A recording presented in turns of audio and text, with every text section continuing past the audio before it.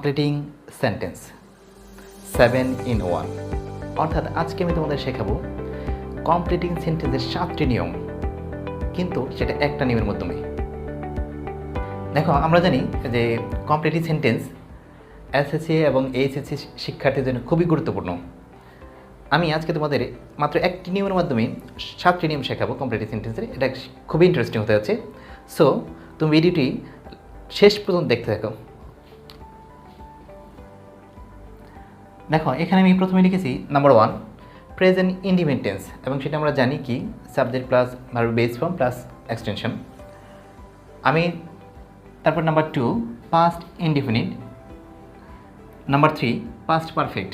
অর্থাৎ আমি যদি তোমাকে বলি নাম্বার 1 তুমি বুঝবে প্রেজেন্ট ইনডিফিনিট, 2 পাস্ট ইনডিফিনিট, এবং যদি বলি 3 তাহলে তুমি বুঝে নেবে পাস্ট পারফেক্ট। এইবার আমরা দেখব কীভাবে এই 7টি নিয়মকে আমরা একটি নিয়মের মাধ্যমে শিখতে পারি। ওকে, লেটস সি।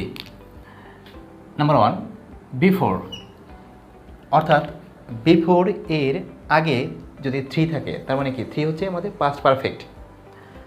তারপরে হবে নাম্বার 2, সেটা হবে পাস্ট ইনডিফিনিট। 2 মানে হচ্ছে আমাদের পাস্ট ইনডিফিনিট, আফটারের আগে পাস্ট ইনডিফিনিট, পরে পাস্ট পারফেক্ট। অর্থাৎ বিফোরের আগে যদি 3 থাকে তাহলে হবে 2, তারপরে, আর আফটারের আগে যদি 2 থাকে তারপরে হবে 3। এইবার দেখো অ্যাজ ইফ, আমরা জানি এর অর্থ হচ্ছে যেন। অ্যাজ ইফের আগে যদি 1 থাকে তাহলে হবে 2, পরেরটা 2 হবে।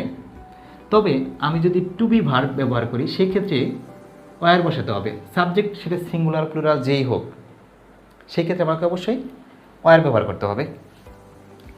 অ্যাজ ইফের পরের নিয়মটা হচ্ছে যদি প্রথমে 2 থাকে পরে 3 হবে। 3 মানে হচ্ছে আমাদের পাস্ট পারফেক্ট, মনে আছে তো? ওকে, এবার দেখো যদি সিন্স থাকে, সিন্সের আগে আমাদের যদি 1 থাকে, 1 বলতে আমি এখানে প্রেজেন্ট টেন্সকে বোঝাচ্ছি, সেটা প্রেজেন্ট ইনডিফিনিটও হতে পারে, পারফেক্টও হতে পারে। তাহলে পরেরটা হবে পাস্ট ইনডিফিনিট। সিন্সের আগেরটা যদি পাস্ট ইনডিফিনিট হয় এবং পরেরটা হবে পাস্ট পারফেক্ট। লাস্ট ওয়ান, সেটা হচ্ছে যদি ইট ইজ হাই টাইম বা ইট ইজ টাইম, যদি এরকম থাকে তাহলে তারপরেরটা অবশ্যই পাস্ট টেন্স হবে। তোমরা একবার এই বিষয়গুলো ভালো করে খেয়াল করো, আশা করি খুব সহজেই মুখস্থ হয়ে যাবে। দেখো, আমি যেখানে 3 লিখেছি তারপরেরটা 2 আছে, অর্থাৎ 3 এবং এর 3 এর সাথে সম্পর্ক হচ্ছে সবসময় 2 এর সম্পর্ক, অর্থাৎ past perfect past indefinite, past perfect past indefinite. আবার দেখো প্রেজেন্টের সাথে, অর্থাৎ প্রেজেন্ট ইনডিফিনিটের সম্পর্ক হচ্ছে পাস্ট ইনডিফিনিট, অর্থাৎ 1 থাকলে 2 হচ্ছে, আবার 2 থাকলে 3 হচ্ছে। অর্থাৎ যেখানে আমি 1 দেখছি তারপরটা 2 হচ্ছে, আবার যেখানে 2 আছে তারপরটা 3 হচ্ছে। সম্পর্কটা ঠিক এরকম। আশা করি তোমরা এই 7টি নিয়ম মাত্র এই সংখ্যা দিয়ে, অর্থাৎ 1 2 2 3 এভাবে খুব সহজে মুখস্থ হয়ে যাবে ইনশাল্লাহ। এবার আমরা এই রুলসগুলো এক্সাম্পলের মাধ্যমে ক্লিয়ার করব। দেখো, we had reached there before, অর্থাৎ এখানে দেখো বিফোরের আগে হ্যাড রিচ, তার মানে এটা হচ্ছে 3 নম্বর আছে আমাদের। 3 নম্বর হচ্ছে পাস্ট পারফেক্ট টেন্স, তার মানে এই পাশে আমাদের পাস্ট ইনডিফিনিট হবে। এখন কথা হলো যে কোনো লিখলেই হবে না আসলে, অর্থাৎ এই সেন্টেন্সের সাথে ওই পাশের সেন্টেন্সের একটা যেন সঙ্গতিপূর্ণ বা অর্থপূর্ণ হয়, একটা মিল থাকে। তাহলে দেখো উই রিচড দেয়ার, আমরা সেখানে পৌঁছলাম। বিফোর ধরো আমি লিখলাম দে কেম, এটা পাস্ট ইনডিফিনিট। ওকে, নেক্সট ওয়ান দেখো আফটার উই হ্যাড রিচড দেয়ার, এখানে দেখো আফটারের পরের অংশ সেটা হচ্ছে পাস্ট পারফেক্ট, অর্থাৎ 3, তার মানে আমাদের 3 থাকলে 2 হবে। তাহলে এখানে এর সাথে একটা সঙ্গতিপূর্ণ আমরা দুইটাই লিখি, তাহলে এখানে হবে দে কেম। আমি দুটো একই ধরনের এক্সাম্পল নিয়েছি যাতে আমরা ডিফারেন্স ধরতে পারি। আসলে দেখো এখানে বিফোরের আগে পাস্ট পারফেক্ট ছিল, আর এখানে আফটারের পরে পাস্ট পারফেক্ট, অর্থাৎ বিফোর এবং আফটার দুটো একই রুলস এবং একটা বিপরীত, এটুকু মনে রাখলেই হবে। তাহলে আমি যে কোনো একটা মুখস্থ রাখবো, সেটা যে বিফোর অথবা আফটার যে কোনো একটা মুখস্থ রাখলে পরেরটা তার উল্টা হবে। এবার দেখো হি টক্স অ্যাজ ইফ, আমরা জানি অ্যাজ ইফ হচ্ছে যেন, তাহলে এটা আমাদের আছে প্রেজেন্ট ইনডিফিনিট, তার মানে ওয়ান। আমরা জানি অ্যাজ ইফের পরে অংশটা হবে পাস্ট ইনডেফিনিট, তাহলে হবে he talks as if he knew everything. Okay, he talks as if he knew everything, তার মানে এটা হচ্ছে আমাদের পাস্ট ইনডিফিনিট। এখন এখানে তো আরেকটা কথা ছিল, সেটা ছিল কি আমাদের, যদি আমি এখানে টু বি ভার্ব ব্যবহার করি তাহলে সেই ক্ষেত্রে আমাকে ওয়ার ব্যবহার করতে হবে, যদিও এখানে হিটা থার্ড পারসন সিঙ্গুলার নাম্বার, তারপরে আমাকে ওয়ার ব্যবহার করতে হবে। তাহলে এখানে হচ্ছে হি, যদি আমি এটা চেঞ্জ করে লিখি তাহলে he were mad, he talks as if he were মেট।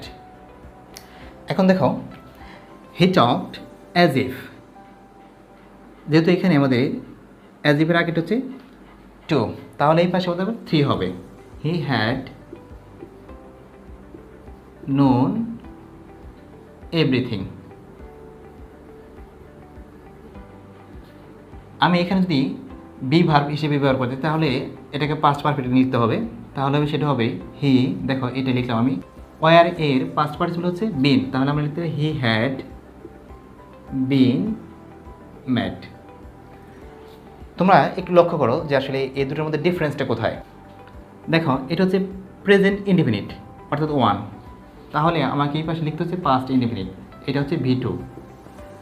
আর আমি যখন বি ভার্ব ব্যবহার করি তখন হবে ওয়ার হবে, এখানে সাবজেক্টের সাথে ওয়ার হবে, সেটা যে কোনো সাবজেক্ট হোক, সিঙ্গুলার হোক বা প্লুরাল হোক, যাই হোক। আবার দেখো অ্যাজ ইফের এই পাশে আমাদের আছে টু অর্থাৎ পাস্ট ইনডিফিনিট, তাহলে এটা হচ্ছে পাস্ট পারফেক্ট। দেখো হ্যাড প্লাস ভি থ্রি আছে এখানে। আমি যখন এটাকে পাস্ট পারফেক্ট টেন্সে লিখতে চাই তখন সাবজেক্ট হি, তারপরে হ্যাড, এবং এই ওয়ারের পাস্ট পার্টিসিপল হচ্ছে বিন। আশা করি তোমরা এটা বুঝতে পারছো। সিন্সের আগে যদি ওয়ান থাকে তাহলে হবে ওই পাশে টু হবে, যেমন এখানে আছে ইট ইজ 10 years সিন্স, এখানে হবে past tense we met last, এটা 10 বছর হয়ে গেছে, আমরা সর্বশেষ দেখা করেছিলাম। 5 years হ্যাভ পাস্ট, দেখো এখানে হ্যাভ পাস্ট, তার মানে এটা হচ্ছে আমাদের প্রেজেন্ট পারফেক্ট। আমি তোমাদের বলেছিলাম যে প্রেজেন্ট বললে সেটাকে ওয়ান মনে করব এই ক্ষেত্রে শুধু, তাহলে এটা যদি প্রেজেন্ট টেন্স হয় তাহলে এই পাশে ওয়ান, এটা আমরা ধরে নিলাম ওয়ান, তাহলে এই পাশে পাস্ট ওই, ধরে এটাই লিখতে পারি আমি এখানে ওই ম্যাট লাস্ট। কিন্তু যদি সিন্স এর আগে টু থাকে, যেমন এখানে আছে ইট ওয়াজ 10 years, অর্থাৎ এখানে আছে আমাদের ওয়াজ, এটা পাস্ট টেন্স, তাহলে এই পাশে পাস্ট পারফেক্ট হবে উই হ্যাড ম্যাট। দেখো it was 10 years since we had met, তার মানে এটা টু হলে ওইটা হবে আমাদের থ্রি। এইবার লাস্ট ওয়ান, সেটা হচ্ছে ইট ইজ হাই টাইম, অথবা যদি থাকে ইট ইজ টাইম, অর্থাৎ এই দুটোর যে কোনো একটা থাকলেই হলো। তাহলে এটা হচ্ছে আমাদের ওয়ান, তার মানে প্রেজেন্ট ইনডিফিনিট টেন্স। ওই পাশে হবে পাস্ট ইনডিফিনিট, কারণ ওয়ান থাকলে আমরা জানি টু হয়, তাহলে সেটা হচ্ছে কি it is high time we changed our eating habit.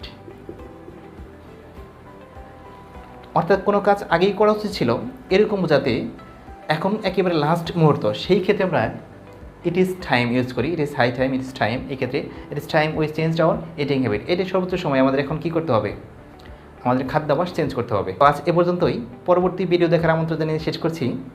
আল্লাহ হাফেজ।